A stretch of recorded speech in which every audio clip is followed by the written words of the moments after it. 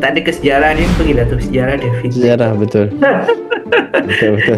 Lepas section Islamic Fintech, Tuan Wafi kena twist ke hala tuju. Bila dah twist ke hala tuju, Tuan Wafi perkenalkan IV Tuan Wafi, and then terus bawa macam tadi tu, macam yang research UIE tadi tu. Okey, baik, dapat. Tak ada kesejarah dia, pergilah tu sejarah dia. Sejarah, betul.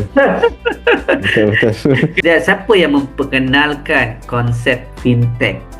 Bagus juga nak tahu. Mesti ada lah. Ada, mesti ada, Ada betul. punya tu. Macam ataupun perkembangan sebelum lahirnya konsep fintech ni. Sebelum ni finance teknologi ada dua benda berbeza kan misalnya kan. Jadi baru narrow down kepada siapa perkenalkan fintech, which is combination antara finance and technology.